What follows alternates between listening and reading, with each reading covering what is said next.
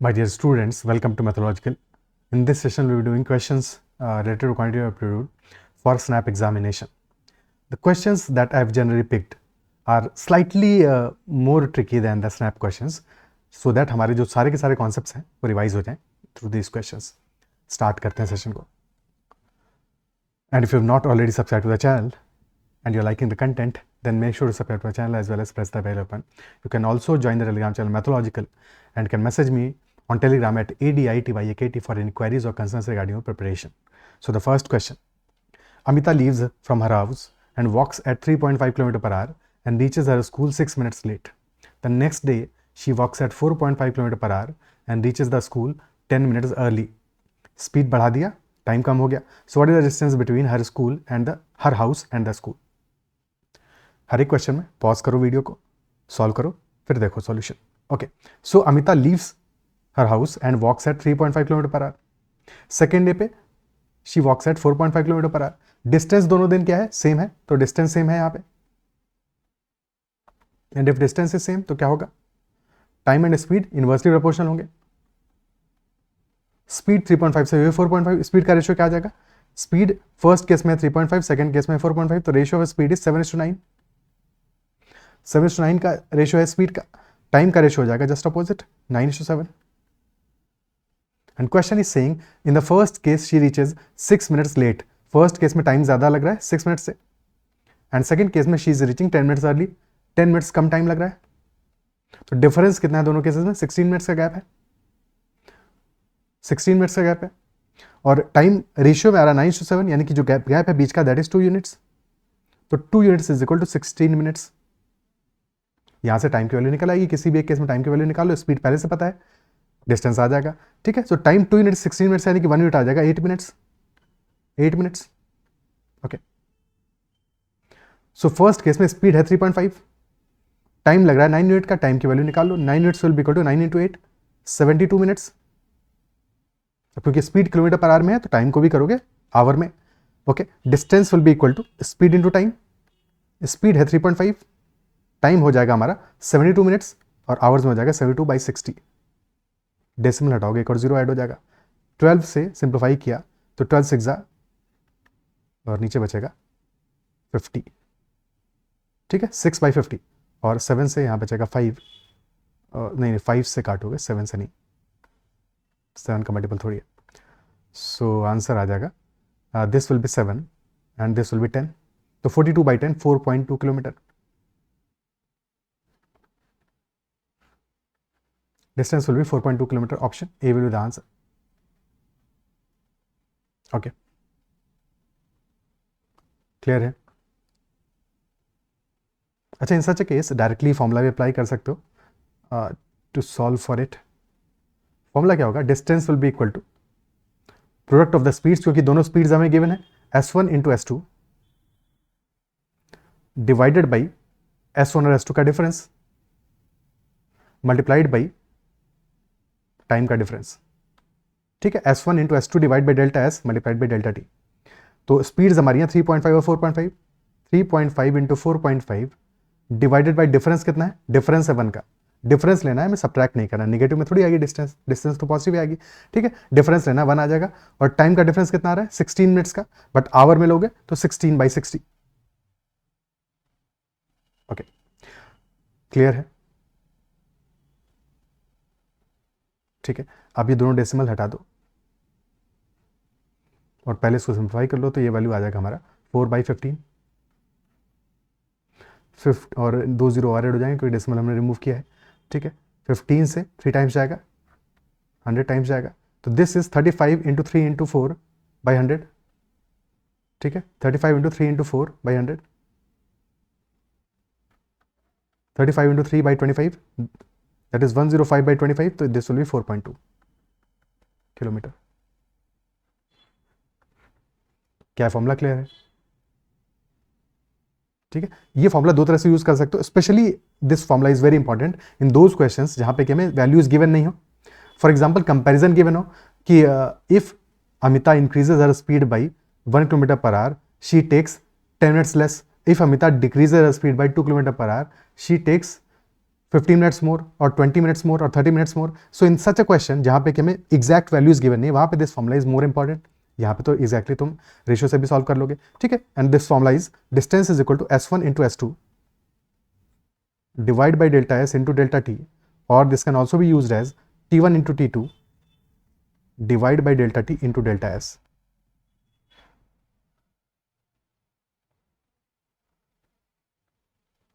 Okay, ठीक है, आगे बढ़ते हैं. Next question. The rate of interest for the first 2 years is 6% per annum. For the next 3 years is 10% per annum, and for the period beyond 5 years is 12% per annum. If a person gets rupees 12771 as the simple interest after 7 years, then how much money did he invest? First 2 years के लिए rate of interest है 6% पर annum. तो interest कितना हो जाएगा? 2 into 6 12% हो जाएगा इंटरेस्ट प्रिंसिपल का, ठीक है. प्रिंसिपल का 12% हो जाएगा. For the next 3 years interest है 10% पर annum, तो टोटल इंटरेस्ट हो जाएगा 3 years का 30% फर्स्ट 2 years.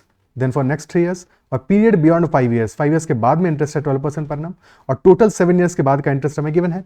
तो 5 years के बाद में 2 और ईयर्स हो गए. फॉर दोज ऑफ 2 years हमारा इंटरेस्ट हो जाएगा पर annum 12%, तो टोटल हो जाएगा 24% फॉर दोज 2 years. और 7 years का इंटरेस्ट आ जाएगा हमारा 30 + 24 54 + 12 66% of principal, and that value is given 12771. So 66% of principal, that is 12771.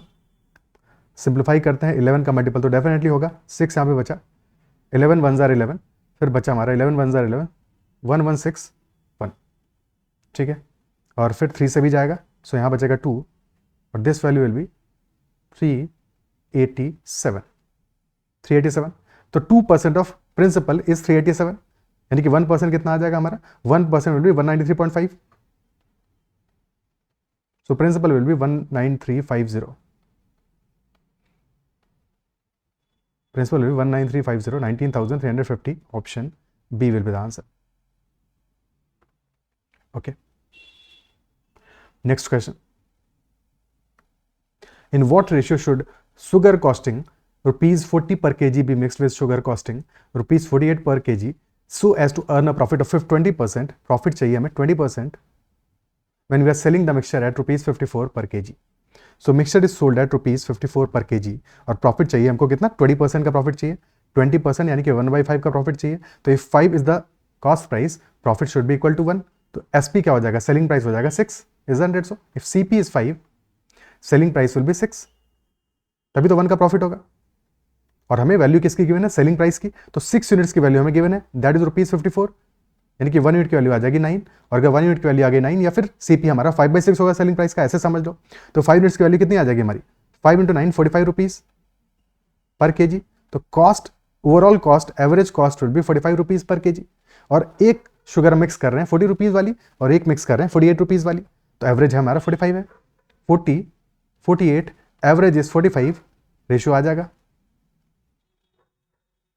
Ratio हमारा हो जाएगा 45 - 40 इज 5, 48 - 45 इज 3. तो ratio will be 3:5. Option A will be the answer. Okay, clear है, ठीक है. नेक्स्ट क्वेश्चन करते हैं. In a regular polygon any interior angle exceeds the exterior angle by 120 degrees, then number of diagonals of this polygon क्या होगा? Now this is a regular polygon, so all sides are equal. All sides are equal. And in any polygon, ठीक है, any side if we take internal angle, ठीक है, so if internal angle is let us say theta, तो internal and external angle are supplementary. If this angle is internal angle, this is theta, तो external angle और internal angle supplementary होते हैं. External angle will always be 180 minus theta. 180 minus theta, ठीक है. I for internal angle of the polygon, ठीक है, internal angle of the polygon, और E stands for external angle. So sum of internal and external angle, that is 180 degree always. And question is saying difference is internal angle exceeds the exterior angle by 120 degrees, यानी कि difference हमारा 120 का है. तो यहां से हमारा interior angle निकाल लोगे, दोनों को ऐड कर दोगे, 2 times I is equal to 300, यानी कि इंटीरियर एंगल आ जाएगा 150 डिग्रीज और एक्सटीरियर एंगल आ जाएगा हमारा 30 डिग्रीज. क्या ये क्लियर है? ठीक है, इंटीरियर एंगल 150 और एक्सटीरियर एंगल 30, और exterior angle of any regular polygon is equal to total 360 degree complete circle का angle divided by n. So this is equal to 30, तो यहाँ से n इज इक्वल टू आ जाएगा हमारा इक्वल टू 12, यानी कि that regular polygon has 12 sides. ठीक है, 12 साइडेड पॉलीगॉन है हमारा,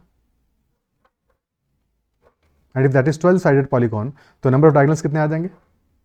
number of diagonals is always equal to n into n-3/2, which is 12 into 9/2, 9 6 are 54. Answer will be 54. Okay. Number of diagonals is always n into n-3/2. और logic क्या है number of diagonals n into n-3/2 होने का?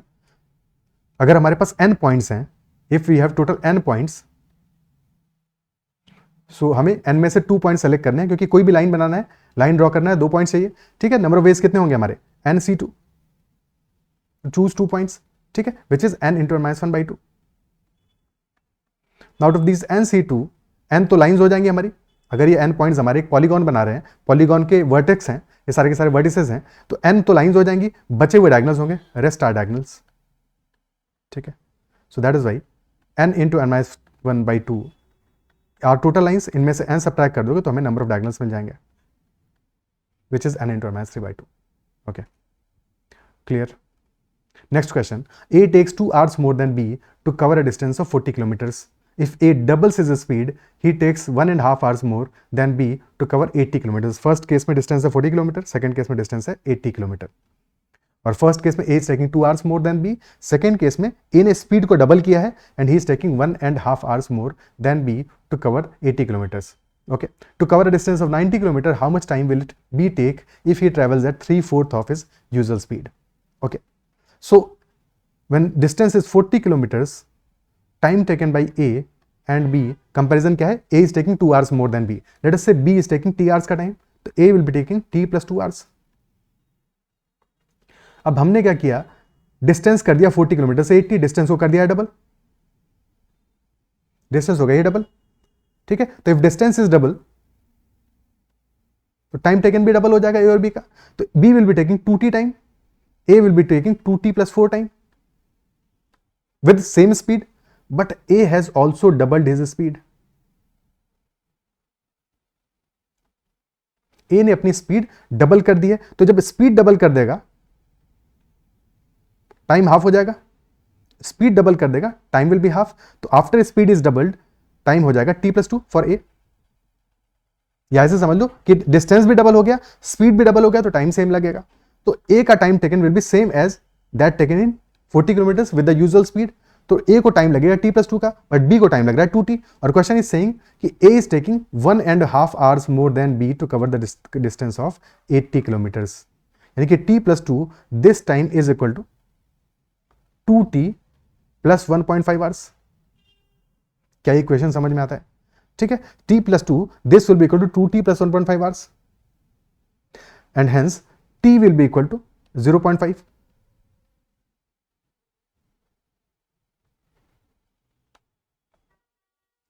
T will be equal to 0.5. Question is asking to cover a distance of 90 km, how much time will B take if he travels at 3/4 of his usual speed?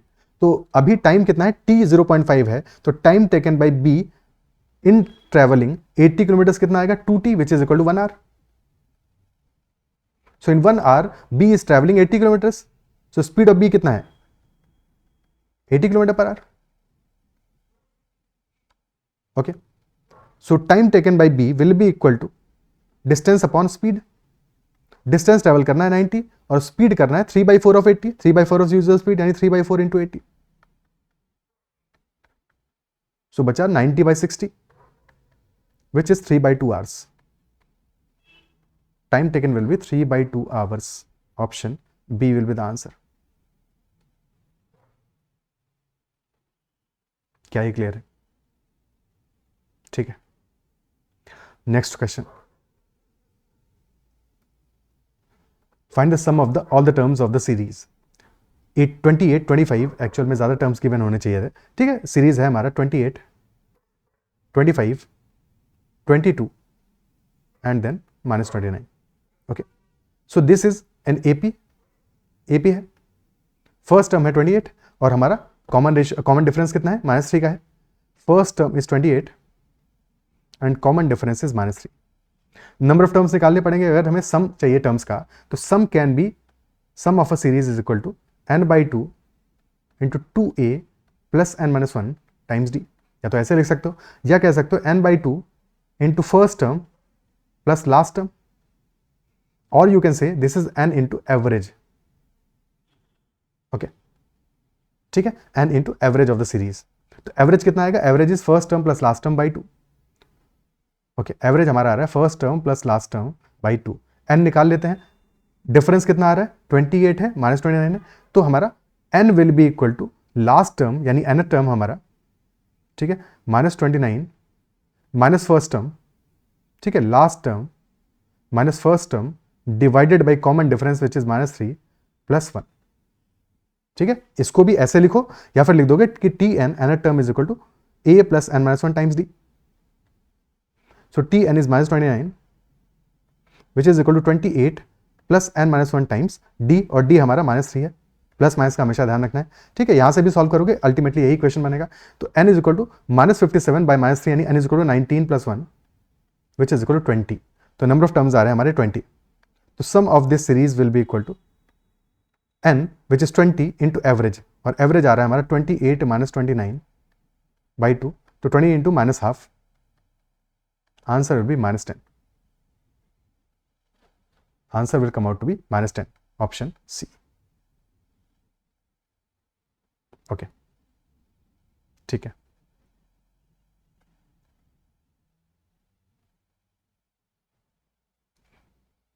Next question. There are two poles, one on each side of the road. The longer pole is 81 meter in height. From the top of the pole, the angle of depression of the top and bottom of the shorter pole is 30 and 60 degrees respectively.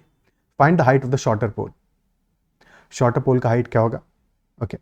First of all, ऐसे किसी भी question में, height and distance question में, हमें सबसे पहले एक ढंग से डायग्राम बनाना है और डायग्राम में चीजें समझ में आनी चाहिए. ठीक है, लॉन्गर पोल हमारा है 81 मीटर्स का. ओके,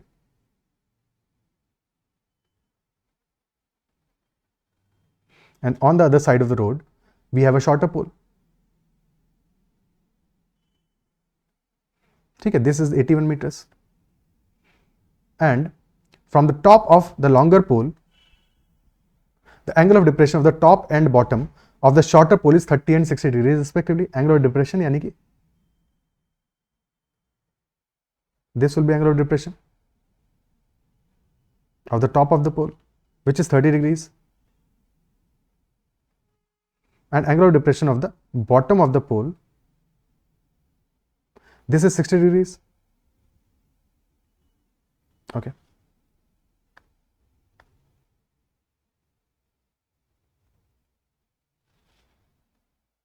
ठीक है, 30 एंड 60. अब क्वेश्चन कह रहा है हमसे कि find the height of the shorter pole. Information हमें क्या गिवन है, only information that we know, only distance we know is 81 metres, the height of the longer pole. Okay, ठीक है, एक ही ट्रायंगल है जो हमें यूज करना है यहाँ पे, 30 60 90 वाला triangle. So if one angle is 30 degree, other angle is 60 और राइट एंगल ट्रायंगल है, सो रेशियो क्या आएगा साइड्स का, 30 डिग्री के सामने वाला side is smallest, if that is equal to 1, 60 के सामने वाला साइड इज √3 और 90 के सामने वाला side is equal to 2 units. तो 1:√3:2. क्या डिस्टेंस है जो कि हमारा कांस्टेंट है, सेम है दोनों केसेस में, दोनों ट्रायंगल्स में. This distance is same, isn't it? So ये डिस्टेंस यहाँ पे भी आ रहा है और ये भी आ रहा है. Also since this is angle of depression और ये लाइंस तो पैरेलल है, so if this is 30, this will also be 30. Similarly this is 60, so this will also be 60 degree. Okay, क्या ये क्लियर है? अब 60 के सामने वाला side, let us assume this distance first, क्योंकि एक बार ये 30 के सामने का साइड होगा, एक बार 60 के सामने साइड होगा, हम इसको मान सकते हैं. लेट अस से हमने मान लिया दिस इज √3x, तुम x भी मान सकते हो, कोई दिक्कत नहीं है, हमने अज्यूम कर लिया दिस इज √3x. ठीक है, so if this is equal to √3x, in that case ये अभी क्या है, 30 डिग्री के सामने वाला साइड है, because this angle is 60. So in this triangle this वाला एंगल, छोटू वाला angle, this will B 30 degree. ये एंगल तो 90 डिग्री है, कोई दिक्कत ही नहीं है इसमें.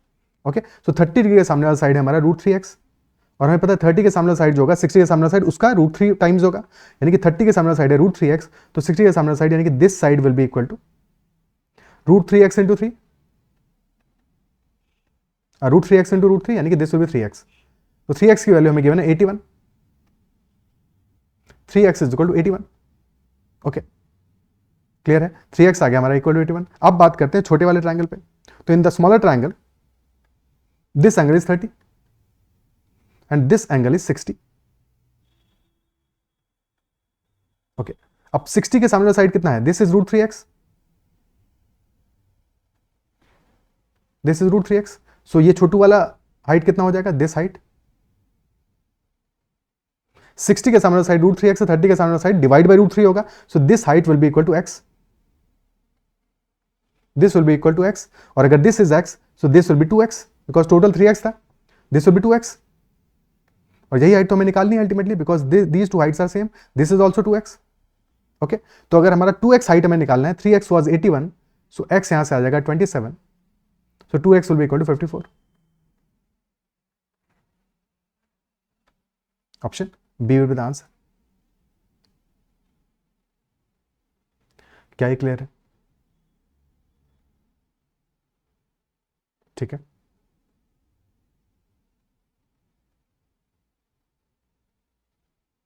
ओके, नेक्स्ट क्वेश्चन करते हैं। Pipes A and B can fill a tank in 43.2 minutes and 108 minutes respectively. Pipe C can empty it at 3 liters per minute. When all the 3 pipes are opened together, they fill the tank in 54 minutes. Find the capacity of the tank in liters. Now एक ही information हमें litres में given है, बाकी information हमें time में given है, और हमें दोनों को कनेक्ट करना पड़ेगा। ठीक है, सो pipe A is filling the tank in 43.2 minutes. Pipe B is filling the tank in 108 minutes. And A, B and C together are filling in 54 minutes. C fill empty कर रहा है 3 लीटर्स पर मिनट, यानी कि C तो negative work कर रहा है। ठीक है, बट A, B, C साथ में हमारे जो काम कर रहे हैं, क्योंकि C तो लीटर्स पर मिनट में गिवन है तो उसको हम कंपेयर नहीं कर सकते। ठीक है, तो पहले A, B, C साथ में 54 मिनट्स में फिल कर रहे हैं। तीनों केसेस में एलसीएम ले लो, 43.2, 108 और 54 का 432, बिकॉज 43.2 है, उस डेसिमल को तो हटाना पड़ेगा हमें समाओ। ठीक है, तो 432 can be taken as LCM. Okay, 216 भी ले सकते हो, पर चलो 432 ले लिया तो ले लिया, 432 ले लिया। तो इस केस में एफिशिएंसी कितना आ जाएगा, पाइप ए का एफिशिएंसी आ जाएगा 10, पाइप बी का एफिशिएंसी आ जाएगा 4, और ए प्लस बी प्लस सी का एफिशिएंसी आ जाएगा इक्वल टू 8। ठीक है, ए से बी कमा रहा है, क्यों कमा रहा है, बिकॉज सी जो हमारा है वो निगेटिव वर्क कर रहा है, सी निगेटिव वर्क कर रहा है, ए वर्क कर रहा है +10, बी वर्क कर रहा है +4, टोटल वर्क हो रहा है +8। ठीक है, अगर ए और बी अकेले भी काम करेंगे तो 10 + 4 14 वर्क कर लेंगे, 14 यूनिट्स वर्क तो ए और बी अकेले भी कर लेंगे, बट वर्क एक्चुअल में हो रहा है 8, यानी कि सी कितना वर्क कर रहा होगा, -6, सी वर्क कर रहा होगा -6 यूनिट्स, तभी तो ए प्लस बी प्लस सी हो जाएगा +8, 10 + 4 14 -6 विल बी +8। ठीक है, तो सी का वर्क है -6 और सी के वर्क की वैल्यू हमें गिवन है विच इज 3 लीटर्स पर मिनट। तो -6 is 3 litres per minute, -3 litres per minute, तो 6 यूनिट्स हमारा है 3 लीटर्स पर मिनट के बराबर। तो यहां से हमारा 1 यूनिट की वैल्यू क्या आ जाएगी, 1 unit will be equal to 0.5 litres per minute. क्या ये बात समझ में आती है? देखो क्या बोला मैंने कि ए की एफिशिएंसी हमने निकाली 10, बी की एफिशिएंसी आ गई 4, ए प्लस बी प्लस सी की एफिशिएंसी आ गई 8, टोटल एफिशिएंसी आ गई 8, और ए और बी अकेले भी काम करते तो भी 14 यूनिट्स वर्क हो जाता, बट वर्क हो रहा है 8 यूनिट्स, यानी कि सी की एफिशिएंसी कितनी होगी, -6, सी की एफिशिएंसी -6 होगी, और सी की एफिशिएंसी है -3 litres per minute, because empty कर रहा है 3 लीटर्स पर मिनट। 6 यूनिट्स हमारा 3 लीटर्स पर मिनट के बराबर है, तो 1 यूनिट हो जाएगा 0.5 लीटर्स के बराबर, 0.5 लीटर्स पर मिनट के बराबर। अब क्वेश्चन हमसे पूछ रहा है कि कैपेसिटी ऑफ द टैंक क्या होगा। तो जब ए बी सी मिलके 54 मिनट्स में फिलअप कर रहे हैं टैंक को, और ए बी सी का एफिशिएंसी मिला के 8 यूनिट्स है, तो टैंक का कैपेसिटी क्या हो जाएगा, 8 यूनिट्स, यानी कि कितना हुआ, 1 यूनिट है 0.5, तो 8 यूनिट्स हो जाएगा 8 × 0.5, ये तो मिला के एफिशिएंसी ए बी सी की। ठीक है, इतने लीटर्स पर मिनट और मल्टीप्लाई बाय 54 कर दो, क्योंकि टोटल 54 मिनट्स में फिलअप हो रहा है, तो 8 × 0.5 is 4, 4 × 54 is 216 litres. So answer will be 216 liters, option D. Option D answer आ जाएगा। क्या ये क्लियर है? ठीक है,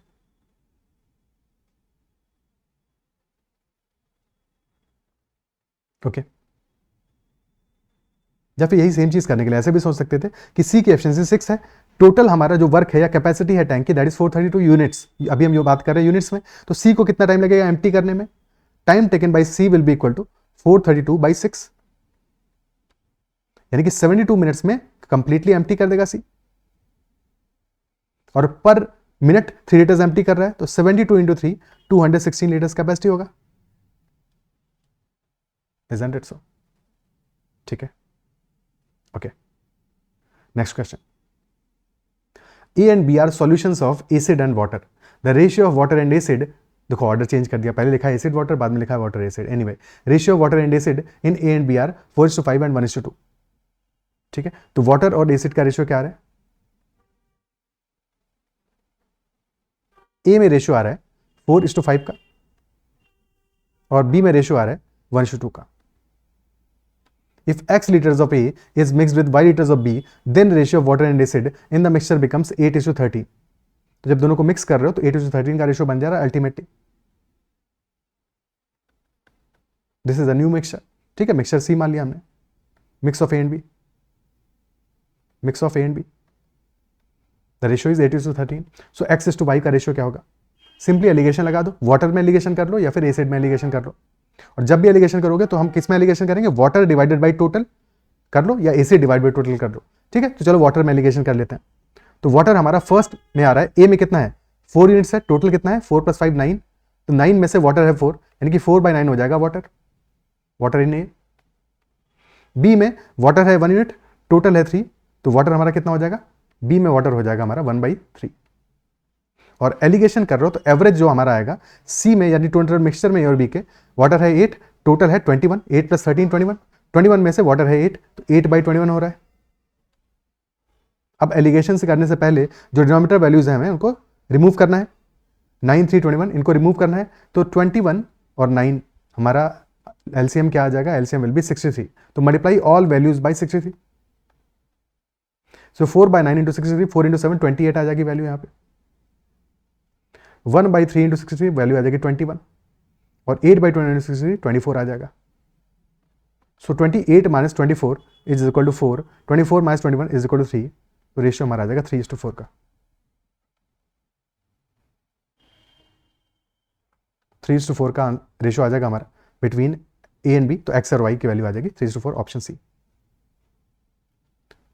clear, okay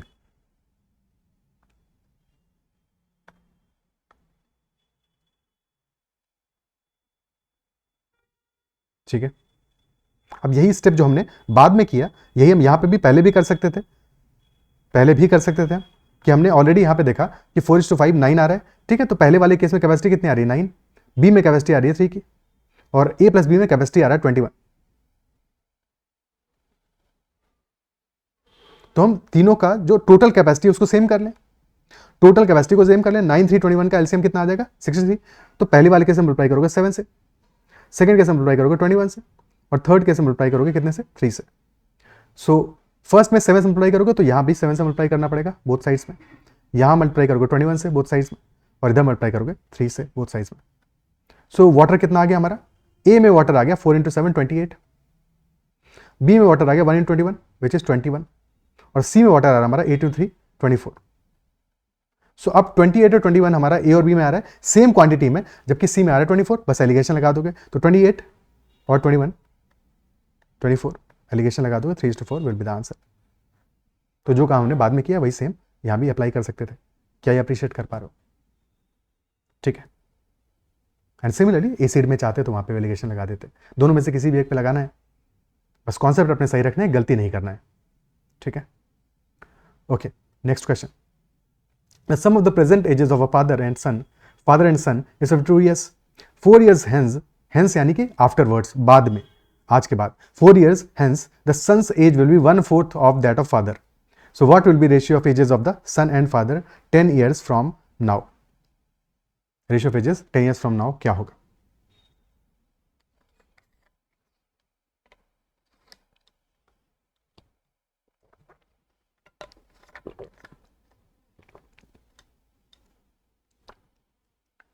so present ages का सम क्या है, प्रेजेंट एजेस के समय फादर और सन का 52 ईयर्स एट प्रेजेंट। वैल्यूज क्या है तो पता नहीं है। 4 ईयर्स बाद में क्या होगा, फादर की एज भी 4 ईयर्स से इंक्रीज हो जाएगी और सन की एज भी 4 ईयर्स से इंक्रीज हो जाएगी। तो अब एज कितना हो जाएगा, 52 plus 8 60 years. So 4 years hence age will be 60 years. और क्वेश्चन हमें ये कह रहा है कि 4 ईयर्स के बाद में सन का age will be 1/4 that of father. तो फादर और सन का एज का रेशियो आफ्टर 4 ईयर्स, फादर का एज विल बी 4 और सन का एज विल बी 1। यही तो रेशियो आएगा 4:1। और हमें वैल्यू क्या गिवन है, कोई वैल्यू गिवन नहीं है, बट सम का वैल्यू गिवन है, सम 60 हो जाएगा। हमने निकाल लिया अल्टीमेटली कि 52 ईयर्स आज है तो after 4 years this will be 60 years. तो 4 + 1 टोटल सम आ जाएगा 5 मिनट्स, और 5 मिनट्स आ रहा है 60 ईयर्स, यानी कि 1 unit is equal 12 years. 1 unit is equal 12 years. Okay, तो एट प्रेजेंट एज हमें मिल गया, सन का age is 12 years at present, father का age is 48 years at present, नहीं सॉरी आफ्टर 4 ईयर्स का एज मिला है हमें, क्योंकि ये 4:1 का रेशियो हमारा है आफ्टर 4 ईयर्स के लिए। क्वेश्चन पूछा है आफ्टर 10 ईयर्स के लिए, यानी कि और भी 6 ईयर्स हमें ऐड करने पड़ेंगे। सो आफ्टर 6 ईयर्स फादर का एज ही 6 ईयर्स ऐड हो जाएगा और सन का एज भी 6 ईयर्स ऐड हो जाएगा। 48 + 6 54, 12 + 6 18, तो रेशियो आ जाएगा हमारा 3:1 का फादर और सन की एज में। बट क्वेश्चन पूछा सन और फादर का, यानी 1:3 will be the answer, option C. Option C will be the answer. क्या ये क्लियर है? ठीक है,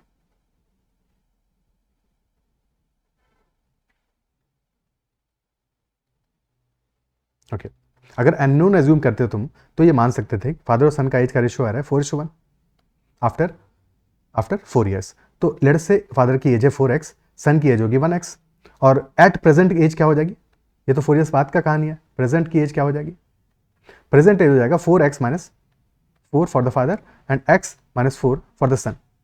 now sum of these two is equal to 52, तो 4x - 4 plus x - 4 is equal to 52। यहां से 5x इक्वल टू 60, यानी x इक्वल टू 15 आ जाएगा। एक second, 5x is equal to 60, यानी x इक्वल टू 12 आ जाएगा।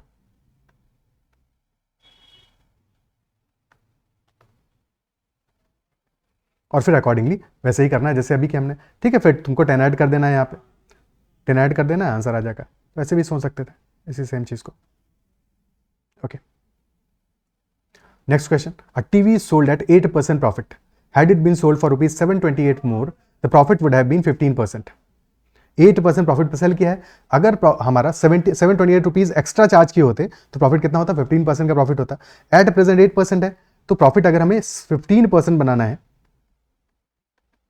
ठीक है, तो प्रॉफिट कितना इंक्रीज हुआ है 7% से, तो +7%। और प्रॉफिट हमेशा किस पे होता है, कॉस्ट प्राइस पे, तो +7% of cost price, this must be equal to 728 rupees. ये तो मतलब हुआ इनिशियली प्रॉफिट इज 8%, बट अगर हमने सेल किया होता 700 रुपीज एक्स्ट्रा पे तो 15% का प्रॉफिट होता है। प्रॉफिट 7% से इंक्रीज कराता है, यानी कि 7% of the cost price is equal to 728 rupees. और 7 से कट रहा है, डायरेक्टली काट लोगे 1% of the CP will be equal to 104 rupees. तो यहाँ से सीपी हमारा आ जाएगा, कॉस्ट प्राइस आ जाएगा इक्वल टू 10,400 रुपीज, बिकॉज 1% है 104, तो कॉस्ट प्राइस आ जाएगा 100%, which will be equal to 10,400। Then question is saying what should be the marked price of the TV if shopkeeper gains 10% profit when he gives 12% discount on the marked price। 12% का discount दे रहा है, तो यानी कि discount तुम दोगे 12% का, तो कितना बचा 88% of the mark price which is equal to selling price. और क्वेश्चन ये कह रहा है शॉपकीपर गेन कर रहा है 10%, तो सेलिंग प्राइस हमारा क्या है 10% का गेन हो रहा है, यानी कि 110% ऑफ द कॉस्ट प्राइस के बराबर भी है। भाई हमेशा हमारी 3 फैक्टर्स हैं, one is cost price, one is selling price, other is mark price, 3 factors, ठीक है। मार्क प्राइस में डिस्काउंट दोगे minus discount, that is selling price, ठीक है। कॉस्ट प्राइस में प्रॉफिट या लॉस तुम देखोगे परसेंटेज, तो मिलेगा तुम्हें selling price, isn't it so. तो दोनों से हमें सेलिंग प्राइस पे तो पहुंच ही रहे हैं, तो इक्वेशन बना लिया हमने। 88% of the mark price is equal to 110% of the cost price, और 22 से काटोगे, यहाँ बचेगा 4, इधर बचेगा 5, तो मार्क प्राइस और कॉस्ट प्राइस का रेशियो में मिल जाएगा MP/CP इज इक्वल टू 5/4, या mark price is equal to 5/4 times cost price, और मार्क प्राइस ही फाइंड आउट करना है, तो mark price will be equal to 5/4 into 10,400।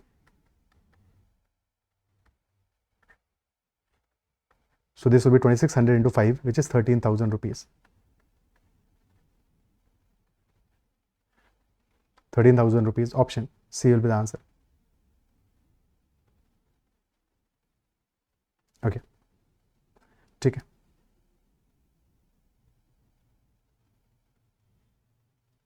Next question. The monthly income of A and B are in the ratio 3:5 and the ratio of their savings is 2:3.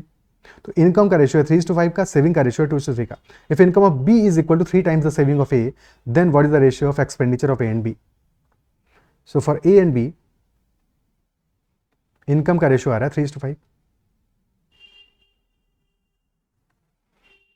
Savings का ratio आ रहा है 2:3.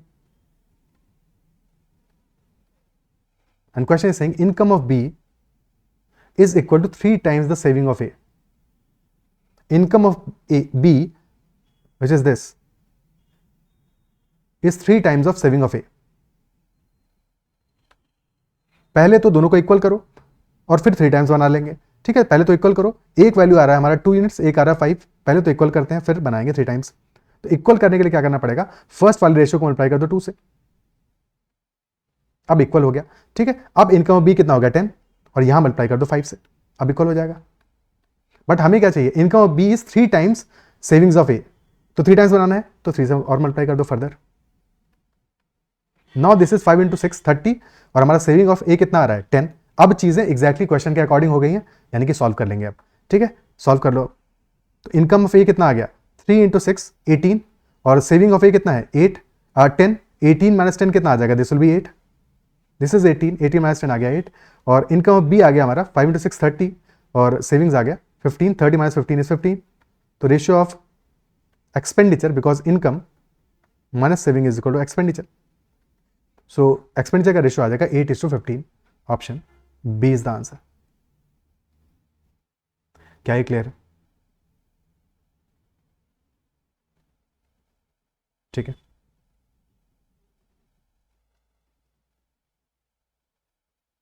क्या ये समझ में आता है? तो रेशियोज को अच्छे से हैंडल करना सीख लोगे तो चीज़ें आसान है. अदरवाइज तुम ये करोगे, इनकम लिखोगे 3:5, यानी कि 3x अगर ए का इनकम है, 5x will be income of B. Savings का वैल्यू क्या है? सेविंग्स हमारा क्या है? 2:3 है, यानी कि 2y 5y कर लिया तुमने. Additionally you know that income of B is 3 times the saving of A, यानी कि 5x is equal to 3 times of 2y. सो यहां से वैल्यू मिल जाएगा तुम्हें कि x upon y is 6/5. x upon y 6/5. ठीक है, तो अब x की जगह 6 रख लो, y की जगह 5 रख लो, बाकी कहानी सेम ही है.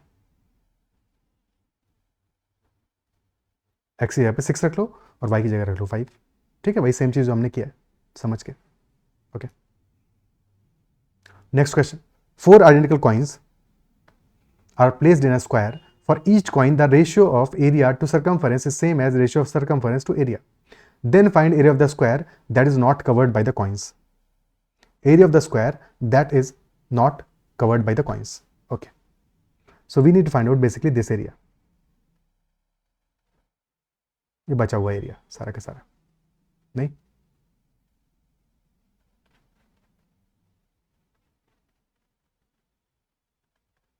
कैसे फाइंड आउट करेंगे? सबसे पहले जो कंडीशन दी है उसको ध्यान से पढ़ो.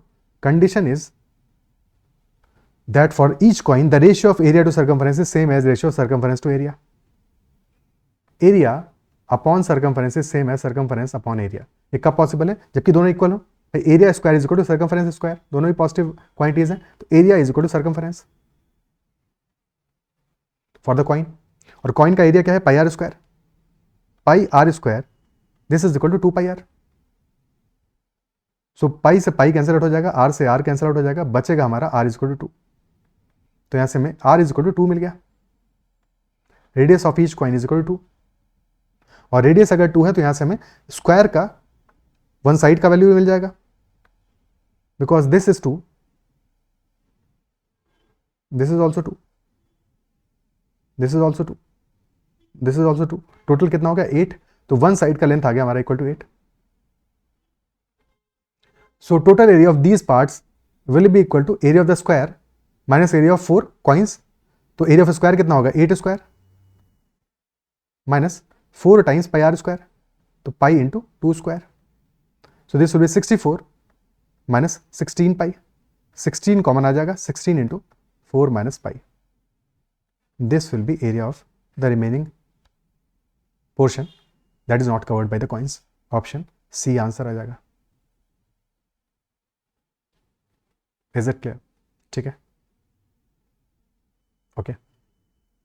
Next question, if sin 3a is equal to cos of a plus 10 degrees where 3a is an acute angle, then find value of sin 3a by 2 plus cos of 3a upon 3, ठीक है, cos of 3a upon 3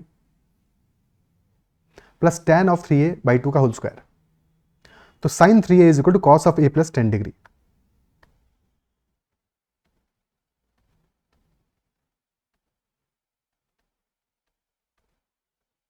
additionally given क्या है, 3a एक acute angle है, acute वाला angle है, acute angle है यानी कि 3a is less than 90 degree. ठीक है, 90 डिग्री से छोटे वाले एंगल क्यूट होते हैं, तो ये क्यूट वाला एंगल है, 3a is less than 90 degree. और साइन और कॉस क्या है, cos is cosine, complementary of sine. Complementary angles क्या होते हैं हमारे, जहां पे कि सम हमारा 90 डिग्री हो, तो cos is complementary of sine. ठीक है, सो साइन 3a है हमारा और कॉस है a प्लस 10। ठीक है, so cos of 90 minus theta is equal to sine theta, और sine of 90 minus theta is equal to cos theta. किसी भी एक तरह को देख लो, किसी भी एक तरह से देख लो। ठीक है, तो दोनों एंगल से सम 90 होगा, या तो ये समझ लो दोनों का सम 90 होगा, बिकॉज 90 माइनस थीटा और थीटा क्या है, सम होगा 90, यानी 3a plus a plus 10 this is equal to 90 degrees. ठीक है, लिखने का तरीका ये भी हो सकता है, ये 3a will be 90 minus a plus 10, एक ही बात है। तो 4a plus 10 is equal to 90, यानी कि a हमारा आ जाएगा equal to 20 degrees. a will be equal to 20 degrees. a की वैल्यू 20 पुट कर दो और हमें ये वैल्यू फाइंड आउट करना है। तो साइन ऑफ 3a बाई 2 यानी कि sine of 30 degree plus cos of 3a cos of 60 degree divided by 3 plus tan square of 3a by 2 यानी कि 30, तो tan ऑफ 30 डिग्री का होल स्क्वायर। ठीक है, tan square implies tan of 30 का whole square. ठीक है, इस बात का मतलब ये हुआ कि tan 30 का होल स्क्वायर, लिखने का तरीका है tan पे स्क्वायर लगा रहे हैं बट स्क्वायर पूरे पे है। ठीक है, तो tan ऑफ 30 का होल स्क्वायर। अब tan 30 का वैल्यू क्या आएगा, sin 30 का वैल्यू क्या होगा, sin 30 डिग्री दिस इज 1/2, और क्योंकि sin और cos कॉम्प्लीमेंट्री हैं तो cos 60 भी यही होगा, 30 60 90, तो cos 60 विल ऑल्सो बी 1/2। ठीक है, tan 30 क्या होगा, tan 30 is equal to sin 30 upon cos 30। sin 30 हुआ 1/2, cos 30 होगा √3/2, सो 1/√3 आ गया। sin 30 degree will be equal to 1/2, cos 60 is also 1/2 but 1/2 by 3 कर रहे हैं हम, प्लस tan 30 इज 1/√3 और उसका होल स्क्वायर कर रहे हैं, सो 1/2 प्लस 1/6 प्लस 1/3 आंसर आ जाएगा हमारा equal to 3 plus 1 plus 2/6 which is equal to 1 only. Option B answer हो जाएगा। Is this clear? ठीक है, option B will be the answer in this case. Okay. Next question. If x square plus 4y square is equal to 17 and x into y is equal to 2, where x and y are positive real numbers, then find the value of x cube plus 8y cube. अब ऐसे question को देखो तो देखो दिमाग में चमकना चाहिए कि x और y की वैल्यूज क्या होंगी, देख के ही सॉल्व हो जाना चाहिए, बट अगर नहीं सॉल्व होगा तो फिर इक्वेशन बना के सॉल्व करेंगे। ठीक है, देख के क्या चमकना चाहिए, x into y equal to 2 आ रहा है, so x and y can be 1 and 2। ठीक है, 1 and 2 पॉसिबल है। ठीक है, सो तुम दोनों ऑप्शंस को रख के देख लो, क्योंकि x square plus 4y square equal 17 given है।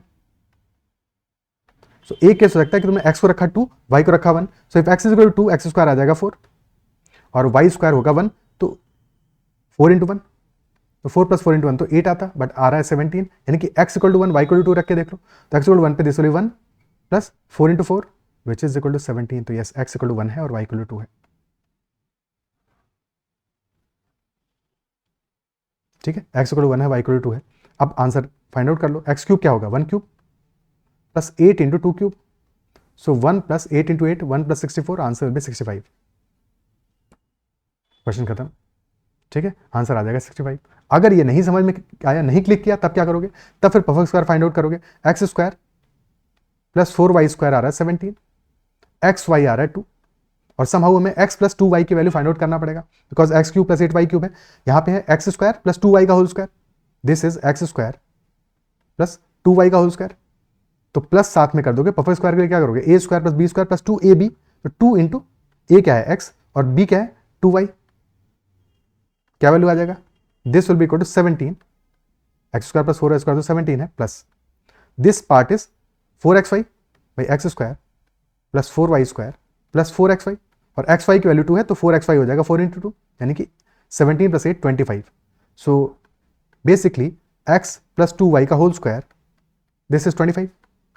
अब यहां से हमारा वैल्यू आता है x plus 2y is equal to plus minus 5, but since x and y are both positive real numbers, both positive है, यानी कि x प्लस 2y प्लस 5 आएगा, 5 आएगा. ओके और फिर क्वेश्चन ने पूछा x cube plus y cube का वैल्यू क्या होगा. अब यहां पे क्यूब कर दो इसको, ठीक है, ए प्लस बी का होल क्यूब कर दो, एक्स प्लस 2y 5 आ गया. नेक्स्ट पेज पे करते हैं, x plus 2y is equal to 5, A plus B whole cube is equal to A cube plus B cube plus 3ab into A plus B. Okay ठीक है, A plus B whole cube तो हमें पता है क्या होगा यहाँ पे, एक्स प्लस 2y का whole cube is equal to x cube plus 2y whole cube, यानी कि 8y क्यूब प्लस 3ab, तो 3 इंटू ए है हमारा x, b है 2y, तो 6xy into x plus 2y.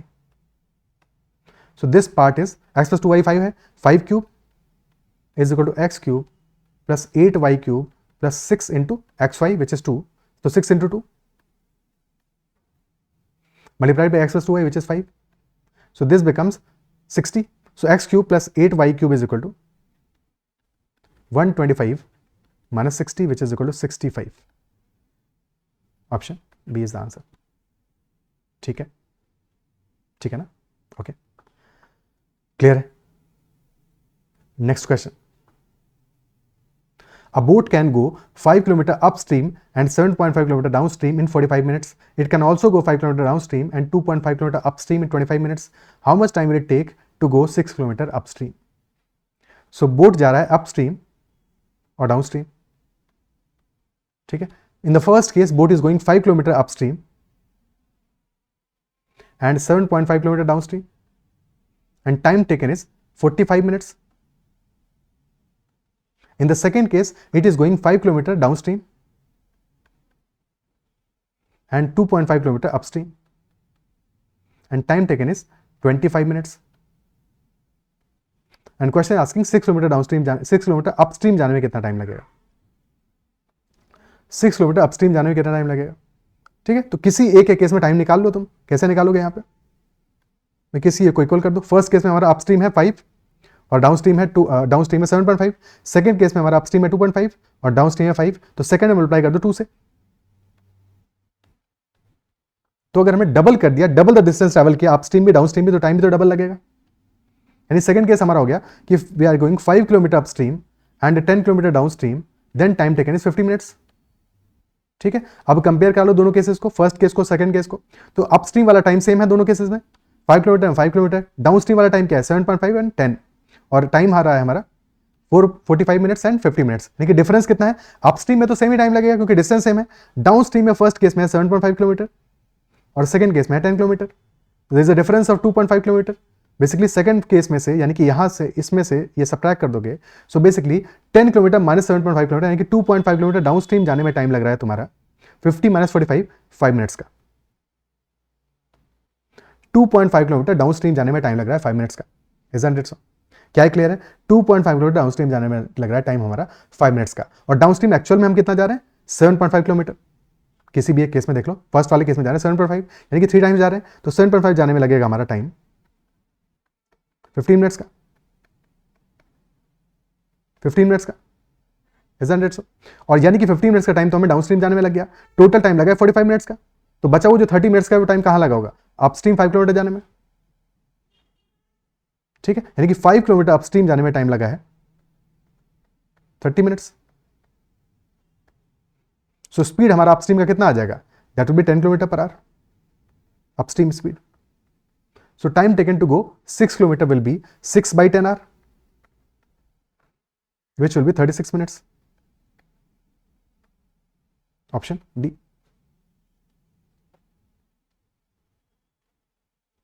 क्या है, क्लियर है?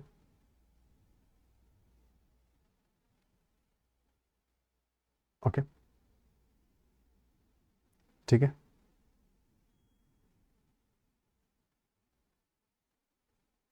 और स्पीड निकालने की जरूरत भी नहीं थी ऐसा। हमें 5 किलोमीटर में पता है टाइम लग रहा है 30 मिनट्स का, तो 1 किलोमीटर में टाइम लग रहा है 6 मिनट्स का, तो यानी कि 6 किलोमीटर में लगेगा टोटल 30 + 6 36 मिनट्स का। ऐसा यहाँ पे स्पीड निकालने की जरूरत नहीं थी। क्या अप्रिशिएट कर पा रहे हो? और बाकी चाहो तो प्रॉपर इक्वेशन बना के टाइम लगा के भी सॉल्व कर सकते हैं, बट उसकी जरूरत नहीं है एग्जाम में, इसलिए वैसे सॉल्व नहीं करेंगे, डायरेक्टली सॉल्व करेंगे। ओके, क्लियर है? अदरवाइज प्रॉपर इक्वेशन बनाना चाहो तो वैसे ही बना सकते थे कि डाउन स्ट्रीम जा रहे हैं अपस्ट्रीम जा रहे हैं। सो फर्स्ट केस में हमारा अपस्ट्रीम जा रहे हैं 5 किलोमीटर, तो 5 बाई अपस्ट्रीम स्पीड यू मान लिया, तो 5 by U plus 7.5 by D, this is equal to 45 minutes, यानी 45/60 आवर में आ गया टाइम। और सेकंड इक्वेशन बनेगा हमारा 5 किलोमीटर जा रहे हैं डाउन स्ट्रीम, तो 5 by D plus 2.5 by U, this is equal to 25/60। Again solve वैसे ही करोगे कि सेकंड वाले को मल्टीप्लाई कर दो 2 से, सो ये वैल्यू आ जाएगा 5 by U plus 10 by D is equal 50/60। ठीक है, अब if this is equation number 2, this is equation number 1, तो 2 - 1 क्या आ जाएगा? This will be equal to 2.5 upon D which is 5/60 which is 1/12। तो यहाँ से डाउन स्ट्रीम स्पीड हमारा आ जाएगा 12 × 2.5 which is 30 kilometre per our. Okay, अब इसको पुट कर दोगे इक्वेशन में, वहां से तुम्हें यू की वैल्यू मिल जाएगी, उसके बाद में फिर सॉल्व कर लोगे। ठीक है, अगर पहली इक्वेशन पुट किया हमने तो वैल्यू आ जाएगा 5 by U plus 1/4 is equal to 3/4। So 5 by U is equal to 1/2, यानी कि अपस्ट्रीम स्पीड आ जाएगा 10 kilometre per hour, and then time taken will be equal to 6/10 hour which is 36 minutes. Okay, is that clear? बाकी better है बिना इन unknown के चक्कर में पड़े डायरेक्टली सॉल्व करो स्ट्रेट अवे, अगर ये समझ पा रहे हो तो, अप्रिशिएट कर पा रहे हो तो। ठीक है, चलो इतना ही रखते हैं इस सेशन में, एंड आई बिलीव जो भी हमने क्वेश्चन डिस्कस किए समझ में आएंगे। किसी भी क्वेश्चन में अगर डाउट रहता है तो make sure to comment about the doubt कि ये क्वेश्चन समझ में नहीं आया, कहाँ से समझ में नहीं आया वो बता देना टाइम स्टैम्प के साथ में, सो दैट उसको उस डाउट को भी क्लियर कर लें।